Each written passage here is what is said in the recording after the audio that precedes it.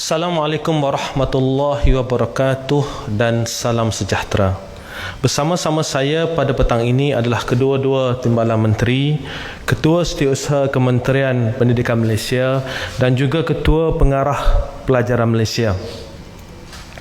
Tahun ini adalah tahun yang sangat mencabar dan kita semua tidak pernah melalui situasi sebegini sebelum ini.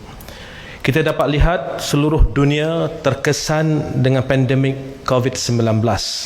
Tidak terkecuali negara kita.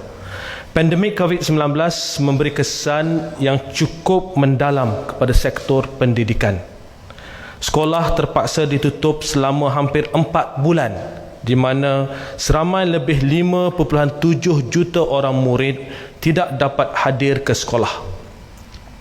Dalam usaha memastikan murid dapat mengikuti pembelajaran secara berterusan, pelaksanaan pengajaran dan pembelajaran secara dalam talian atau kaedah lain yang bersesuaian telah dilaksanakan dalam tempoh tersebut. Terima kasih kami ucapkan kepada guru atas kesungguhan melaksanakan tanggungjawab dan juga kepada ibu bapa yang sentiasa memberi sokongan kepada anak-anak mereka dalam menghadapi situasi yang sukar ini. Kita semua telah berusaha melakukan yang terbaik walaupun terdapat pelbagai kekangan. Namun kami sedar terdapat kelemahan dalam pelaksanaan pembelajaran secara dalam talian. Kaedah home-based learning adalah sesuatu yang baharu dalam kalangan guru, murid dan ibu bapa. Selain itu, ramai dalam kalangan murid tidak dapat mengikuti pembelajaran secara dalam talian kerana akses kepada teknologi komunikasi yang terhad. Ini menyebabkan keberkesanan pengajaran dan pembelajaran yang berasaskan home-based learning agak terhad jika dibandingkan dengan kaedah secara bersemuka. Jika situasi ini berterusan, murid akan menghadapi kesukaran untuk mencapai tahap penguasaan minimum dalam setiap mata pelajaran yang diikuti. Ini akan memberi kesan kepada minat dan motivasi murid untuk terus mengikuti pengajaran dan pembelajaran. Hubungan murid dengan sekolah juga akan terkesan kerana mereka telah terasing dari suasana persekolahan untuk satu tempoh yang panjang. Kami yakin murid, ibu bapa dan guru menyedari betapa perlunya sekolah dibuka semula bagi membolehkan pengajaran dan pembelajaran secara bersemuka dapat dilaksanakan dalam keadaan selamat. Susulan itu berdasarkan pandangan Kementerian Kesihatan Malaysia KKM dan Majlis Keselamatan Negara MKN, sekolah telah dibuka semula untuk murid kelas peperiksaan awam pada 24 Jun yang lalu. Hari ini, genap seminggu, murid tingkatan 5 dan 6 kembali ke sekolah dengan kehadiran yang memberangsangkan. Sejak sekolah dibuka, purata kehadiran murid di seluruh negara adalah 92.4%. Hari ini juga merupakan hari pertama murid prasekolah, tadika dan tabika kerajaan serta swasta kembali ke sekolah. Alhamdulillah, anak-anak kita dapat kembali belajar secara bersemuka dengan kebiasaan baharu di sekolah. Dari segi pemantauan, kami dapati semua sekolah mematuhi garis panduan. Guru dan murid nampaknya begitu teruja dan bersemangat ke sekolah. Ibu bapa melalui Persatuan Ibu Bapa dan Guru PIBG dan Kumpulan Sokongan Ibu Bapa KSIB turut memberi dokongan dan bantuan kepada pihak sekolah. Bagi memantau kesiapsiagaan sekolah, KPM telah menggerakkan Jawatan Kuasa Pengurusan Pembukaan Semula Sekolah JPPSS di peringkat Kementerian, Jabatan Pendidikan Negeri JPN dan Pejabat Pendidikan Daerah PPD. Kami sentiasa memberi keutamaan kepada kesihatan dan keselamatan murid, guru dan warga sekolah sepanjang mereka berada di sekolah. Di samping itu, bilik gerakan pembukaan semula sekolah telah beroperasi mulai 17 Jun 2020. Petugas di bilik gerakan ini akan memberi penjelasan ke atas sebarang persoalan berkaitan pembukaan semula sekolah. Pada 10 Jun 2020, kami memaklumkan bahawa pembukaan semula sekolah bagi murid selain daripada kelas peperiksaan awam akan dilaksanakan secara berperingkat berdasarkan nasihat KKM dan MKN. Tentunya ibu bapa tertanya-tanya, bagaimanakah situasi persekolahan anak-anak apabila sekolah dibuka sepenuhnya kelak? Untuk makluman, ruang dan kapasiti setiap sekolah adalah berbeza. Setelah mengambil kira aspek penjarakan sosial, ada sekolah yang dapat menampung kehadiran murid seperti biasa dan ada juga yang sebaliknya. Oleh yang demikian, pengoperasian sekolah perlu dilaksanakan dengan menggunakan pendekatan berbeza mengikut kapasiti dan keupayaan masing-masing. Berdasarkan analisis dan perincian yang telah dilaksanakan, KPM telah mengenal pasti 3 model pengoperasian pembukaan penuh sekolah yang perlu dijadikan panduan oleh pentadbir sekolah mengikut kesesuaian dan situasi di sekolah masing-masing. Model pertama adalah model 1 sesi. Model ini ialah untuk sekolah yang mempunyai bilik darjah atau ruang yang mencukupi bagi menempatkan semua murid dalam satu sesi setelah mengambil kira penjarakan sosial. Model kedua adalah model 2 sesi. Model ini adalah untuk sekolah sedia ada yang telah beroperasi secara 2 sesi ataupun sekolah 1 sesi yang kini perlu beroperasi secara 2 sesi kerana tidak mempunyai ruang yang mencukupi bagi menempatkan semua murid dengan mengambil kira penjarakan sosial. Model ketiga adalah model penggiliran. Model ini adalah untuk sekolah yang tidak mempunyai ruang mencukupi bagi menempatkan semua murid walaupun dengan melaksanakan model 2 sesi. Kebanyakan sekolah di dalam kategori ini adalah sekolah yang terletak dalam kawasan berkepadatan penduduk yang tinggi. Bagi model penggiliran untuk sekolah menengah, murid tingkatan 5 dan 6 perlu hadir ke sekolah setiap hari. Manakala kehadiran murid tingkatan 1 hingga tingkatan 4 perlu dibuat secara bergilir-gilir mengikut kelas atau aliran tertentu. Pihak sekolah hendaklah menentukan bentuk penggiliran yang sesuai berdasarkan keperluan murid. Contohnya, jika sekolah mempunyai ruang yang mencukupi, murid tingkatan 4 akan turut hadir setiap hari. Keutamaan diberi sebagai persediaan untuk menduduki peperiksaan SPM pada tahun hadapan. Bagaimana pula model penggiliran bagi murid sekolah rendah? Murid tahun 1 hingga tahun 6 boleh hadir secara bergilir-gilir mengikut kelas atau tahap. Dalam hal ini, pihak sekolah yang menentukan bentuk penggiliran bersesuaian. Untuk model penggiliran ini, kaedah pembelajaran murid adalah secara hybrid, iaitu secara bersemuka di sekolah semasa hari persekolahan dan secara home based learning di rumah untuk hari-hari mereka tidak dijadualkan berada di sekolah. Maklumat senarai sekolah mengikut model yang telah ditetapkan akan dimaklumkan oleh KPM selewat-lewatnya seminggu sebelum sekolah dibuka semula sepenuhnya. Sudah tentu ada dalam kalangan ibu bapa atau penjaga bagi murid di sekolah berasrama yang bimbang akan keselamatan anak-anak mereka apabila tinggal di asrama kelak. Usah khawatir, kami telah mendapatkan pandangan KKM mengenai langkah-langkah keselamatan di asrama sekolah. Pembukaan semula sekolah berasrama akan dilaksanakan mengikut kapasiti asrama sekolah masing-masing. Asrama yang mempunyai kapasiti yang mencukupi setelah mengambil kira penjarakan sosial akan beroperasi seperti biasa. Manakala bagi asrama yang mempunyai kapasiti ruang terhad setelah mengambil kira penjarakan sosial, pada peringkat awal hanya sebahagian murid sahaja dapat tinggal di asrama.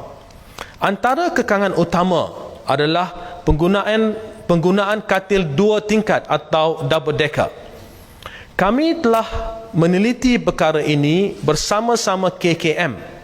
Mengikut saranan KKM, pada peringkat awal kemasukan, murid hanya menggunakan katil bawah sahaja. Namun, selepas tempoh 14 hari, kumpulan murid baharu dibenarkan masuk ke asrama dengan menempatkan murid sedia ada di katil atas, manakala murid baharu di katil bawah. Prosedur ini diteruskan sehingga semua murid dapat kembali di asrama.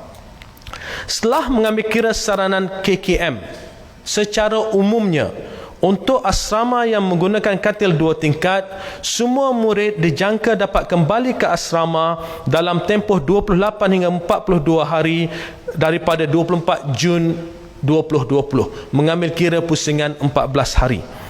Tempoh untuk kembali ke asrama ini bergantung kepada bilangan murid dan akan ditetapkan oleh pihak sekolah.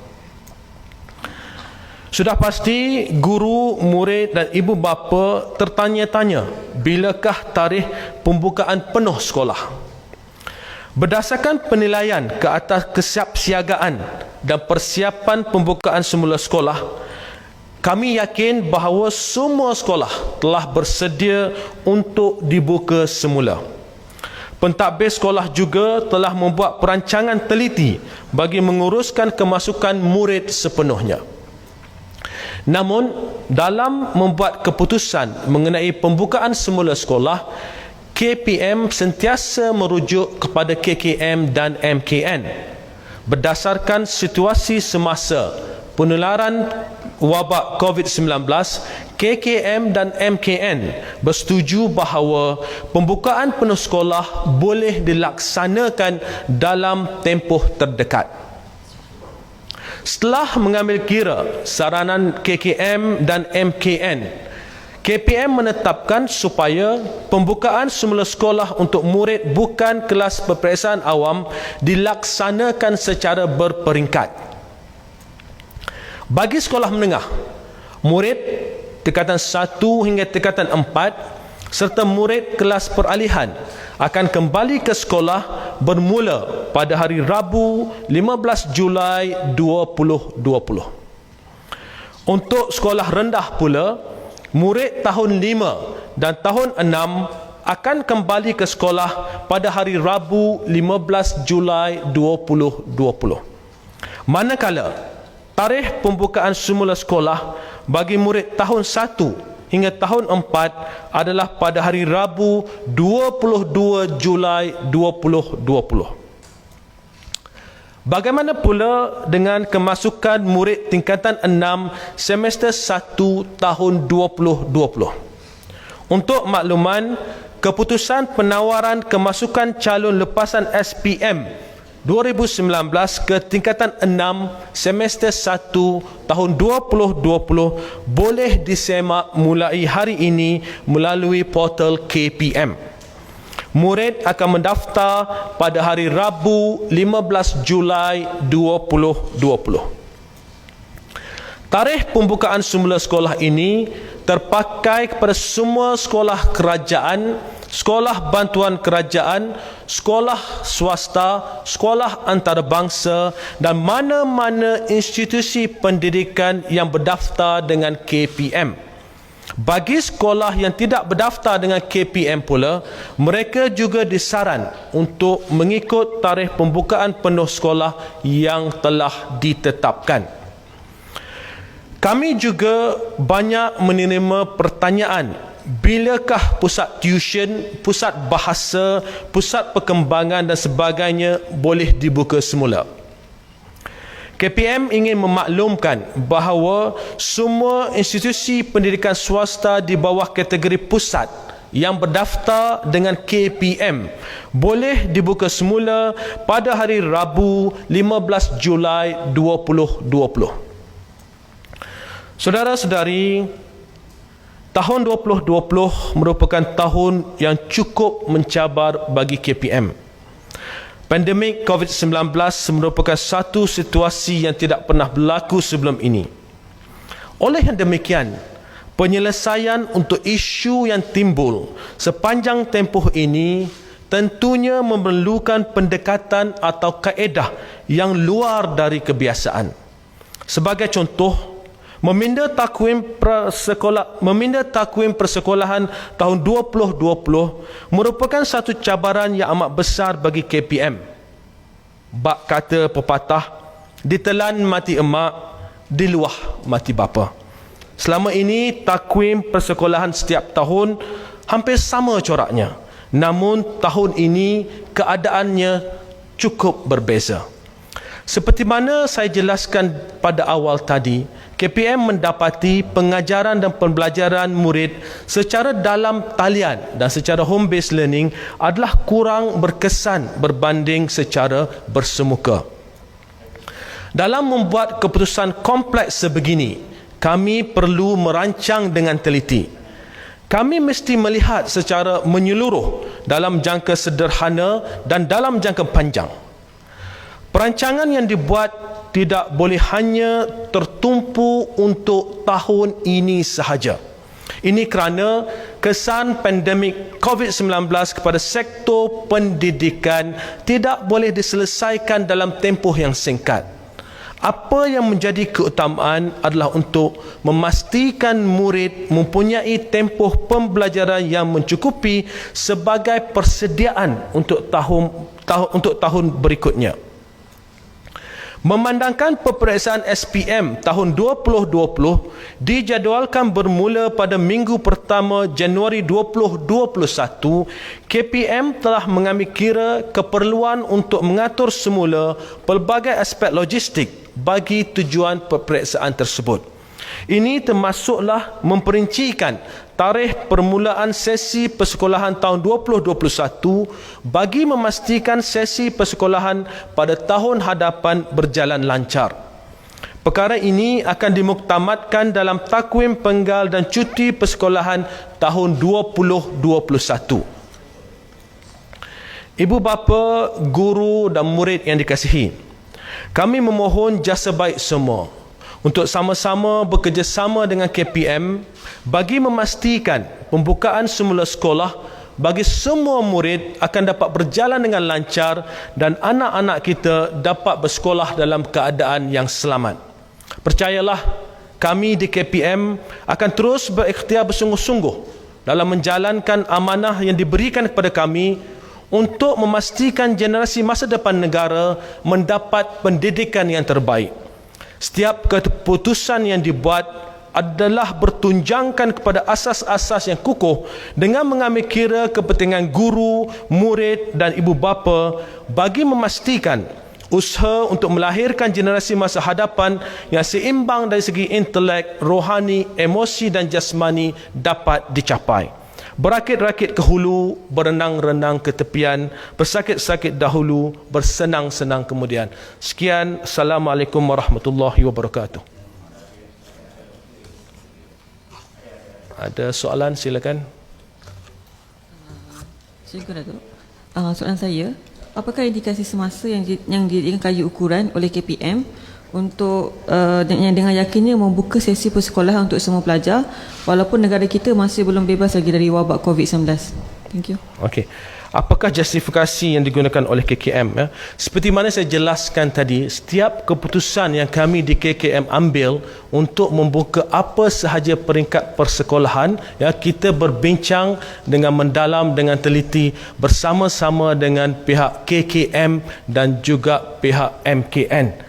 Ya, apa yang pasti risikonya tetap ada. Itu kita tahu bahawa risikonya tetap ada, tetapi apa yang perlu dilakukan oleh pihak sekolah dan dalam konteks kami KPM adalah untuk memastikan segala SOP yang ada dalam garis panduan dapat dipatuhi dengan baik. Ya, sebab itulah jika dilihat di sekolah-sekolah, penekanan yang diberikan adalah terutamanya dalam aspek social distancing atau penjarakan sosial dan juga dalam aspek kebersihan dan keselamatan anak-anak di sekolah. Sekali lagi saya ingin tegaskan bahawa keputusan ini dibuat selepas pembincangan yang mendalam bersama dengan pihak KKM dan MKN mengambil kira situasi COVID-19 yang bertambah baik pada akhir-akhir ini. Ada lagi? Assalamualaikum Doktor, saya Rozli Nama. Baik, soalan yang pertama ya. Adakah hanya berfokus pada PDP saja dan bagaimana pula dengan aktiviti ko-akademik dan kurikulum? Boleh dijalankan seperti biasa atau tidak? Dan soalan kedua, model pengoperasian yang disebut doktor tadi, boleh campur atau tidak model? Satu sesi, dua sesi penggiliran atau hanya satu sahaja? Terima kasih. Okey, soalan pertama. Aktiviti ko-kurikulum, aktiviti sukan, perhimpunan dan sebagainya. Tidak ada sebarang aktiviti ko-kurikulum atau aktiviti sukan yang boleh dijalankan sehinggalah kita memberikan maklumat lanjut. Ya, buat masa ini pelajar datang ke sekolah adalah untuk tujuan pengajaran dan pembelajaran sahaja. Ya, setiap keputusan berkaitan dengan aktiviti ko-kurikulum ataupun aktiviti sukan akan dimaklumkan dari masa ke semasa. Berkaitan dengan model persekolahan tadi, setiap sekolah akan memilih satu model. Dan setiap sekolah, saya ingin jelaskan bahawa pihak kementerian berbincang dan kami merangka 3 model pilihan yang sekolah boleh tetapkan berdasarkan kapasiti di sekolah. Jadi model ini pihak sekolah akan lihat kapasiti di sekolah, mengambil kira penjarakan sosial, model manakah yang terbaik. Maknanya satu sekolah satu model sahaja. Ya. Jadi katakanlah sekolah itu mempunyai kapasiti yang cukup. Ya. Maknanya dia ada bilik yang lebih, dia ada tempat bilik-bilik sumber dan sebagainya yang boleh digunakan sebagai bilik darjah dan ada penjarakan sosial yang boleh dilaksanakan, maka mereka boleh memanggil pelajar-pelajar balik seperti biasa. Ada juga sekolah yang mana sebelum ini contohnya satu sesi, tetapi disebabkan oleh penjarakan sosial yang dibuat, maka kapasiti untuk memanggil semua pelajar dalam satu sesi tidak boleh dilaksanakan. Dalam konteks tersebut, sekolah tersebut pada umumnya akan kembali pada kami dengan memberi cadangan bahawa mereka akan memilih model 2 sesi. Jadi kita telah mendapat maklumat daripada sekolah, berapa buah sekolah yang akan melaksanakan model 1 sesi, model 2 sesi atau model penggiliran.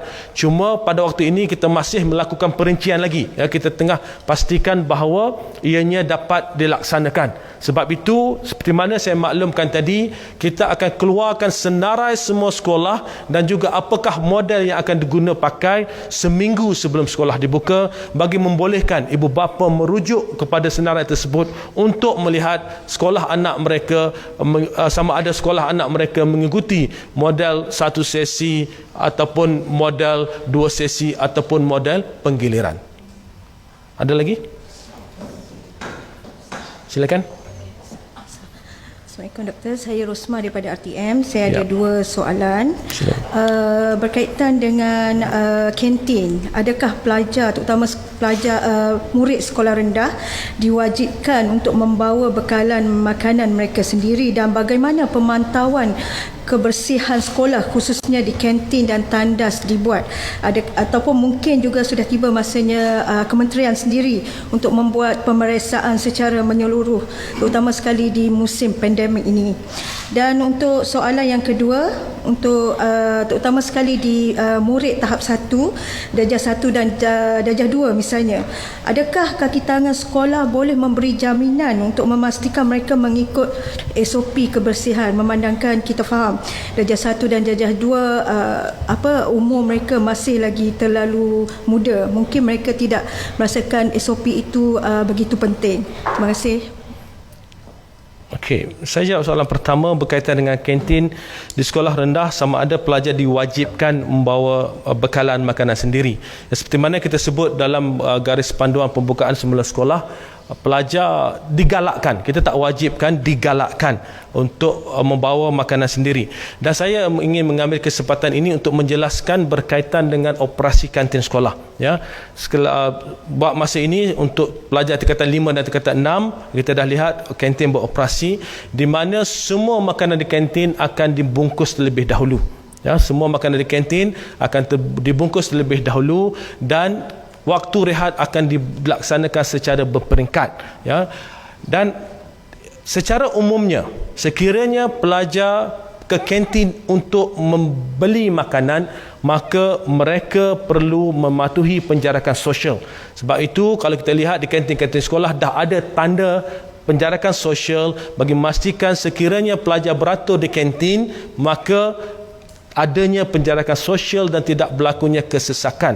Namun berdasarkan tinjauan kami ke sekolah-sekolah, ada sekolah yang mengambil pendekatan yang sedikit berbeza, ya. Ada sekolah yang melakukan pre-order, pre-booking, siap-siap kepada pihak kantin. Pihak kantin menyediakan makanan yang diorder oleh pelajar, ditempah oleh pelajar, dan makanan ini dihantar ke bilik darjah. Jadi ada pelbagai kaedah, tetapi prinsip asas yang perlu dipatuhi oleh setiap sekolah adalah dalam sebarang pergerakan di kantin mesti ada penjarakan sosial dan makanan-makanan di kantin mesti dibungkus. Itu prinsip asas yang semua sekolah perlu patuhi. Yang kedua adalah berkaitan dengan sama ada murid di tahun 1 dan tahun 2 dapat mengikuti apakah kaedah-kaedah SOP yang telah yang perlu dilaksanakan. Saya berkesempatan untuk melawat pelajar prasekolah yang memulakan persekolahan pagi ini, dan alhamdulillah kita lihat dengan keadaan susunan meja yang teratur, dengan adanya penjarakan sosial, pengawalan murid dalam bilik darjah adalah lebih mudah, ya. Maknanya pelajar-pelajar ini duduk di kerusi masing-masing, dan apabila mereka duduk di kerusi itu, kita tahu ada penjarakan sosial 1 meter di antara satu sama lain. Dan kami yakin di KPM insya-Allah, ya, guru-guru dengan kerjasama ibu bapa berpesan kepada anak-anak, dan kami yakin anak-anak di tahun 1 dan tahun 2 akan turut sama dapat mengikuti segala garis panduan yang telah ditetapkan. Silakan. Assalamualaikum YB. Soalan saya berkenaan dengan status sekolah tahfiz. Adakah akan dibuka dengan tarikh yang sama, terutamanya sekolah tahfiz yang bukan di bawah KPM? Seperti mana saya sebut dalam ucapan saya tadi, sekolah-sekolah yang berdaftar di bawah KPM perlu mengikuti tarikh yang seperti mana yang kita tetapkan. Manakala sekolah-sekolah yang tidak berdaftar dengan KPM disarankan supaya mematuhi saranan atau mematuhi tarikh yang telah dicadangkan oleh KPM. Okey. Ada lagi? Silakan. Okay, tak apa nak tanya banyak pun tak apa. Azri daripada Bernama TV. Saya nak tanya 2 soalan dengan doktor. Satu mengenai kaedah penggiliran, seperti yang doktor beritahu tadi, pelajar ada kaedah penggiliran. So bagaimana pula dengan cikgu? Kita tahu ada sekolah sesi pagi dan sesi petang. So mungkin ada guru-guru yang mempunyai anak-anak yang ingin bersekolah sesi pagi ataupun sesi petang. So mungkin KPM akan memperkenalkan sistem penggiliran juga kepada guru-guru. Dan lagi satu nak tanya kepada doktor, hari ini merupakan hari pertama taska ataupun prasekolah dibuka. Jadi ada setengah taska ataupun prasekolah telah mengenakan kenaikan harga kepada ibu bapa dengan alasan taska perlu mematuhi SOP. Namun hand sanitizer, mask dan juga borang kesihatan murid perlu dibawa sendiri oleh ibu bapa. Jadi pertanyaan ibu bapa, mana rasionalnya kenaikan harga itu? So mungkin itu soalan daripada saya. Terima kasih. Okey, tentang penggiliran guru, ya. Apabila sekolah satu sesi dijadikan 2 sesi, maka pihak sekolah bukan sahaja akan menyusun jadual untuk pelajar, tapi pihak sekolah juga akan menyusun jadual untuk guru-guru. Jadi sebab itu saya sebut tadi, pihak sekolah akan membuat perincian tentang bilakah guru akan datang ke sekolah, sama ada sesi pagi atau sesi petang. Dalam konteks ini banyak ditimbulkan persoalan, bagaimanakah sekiranya guru itu mengajar sekolah sesi pagi tingkatan di sekolah sesi pagi dan juga mengajar di sebelah petang sebagai contoh. Okey, dalam konteks tersebut pihak sekolah akan melihat situasi tersebut dan memberikan flexibility kepada guru ini untuk datang pada akhir tempoh waktu pagi dan meneruskan pada waktu sesi petang. Jadi ada overlap jumlah dengan tanpa menambah jumlah jam kehadiran ke sekolah, boleh dilaksanakan flexibility supaya ada overlap, dapat mengajar di sebelah pagi towards the hujung-hujung dan seterusnya meneruskan dengan sekolah sebelah petang. Jadi kami yakin insya-Allah banyak kaedah yang boleh dilaksanakan bagi memastikan penggiliran ini dapat dijalankan dengan efektif dan efisien. Dan seterusnya berkaitan dengan harga tadi, ini pertama kali saya mendapat maklumat, let me check berkaitan dengan hal tersebut. Ada lagi? Ada? Clear? Okey. Okay, Doktor, apabila sekolah dah dibuka kepada semua murid, sekiranya berlaku jangkitan COVID-19, kita tidaklah minta, na'udzubillah, tapi sekiranya berlaku, adakah pihak sekolah akan dipertanggungjawabkan dan apakah SOP yang akan dilakukan oleh pihak sekolah jika berlaku jangkitan? Terima kasih. Sekiranya berlaku jangkitan di sekolah, ya, as you said, na'udzubillah, ya, apa yang penting adalah kita akan merujuk kepada KKM langkah-langkah yang kita perlu laksanakan, ya. Pihak KKM akan memberikan langkah-langkah yang perlu pihak sekolah laksanakan dan pihak sekolah akan mematuhi sepenuhnya, ya, jika berlaku sesuatu apa sahaja arahan pihak Kementerian Kesihatan berkaitan dengan hal tersebut.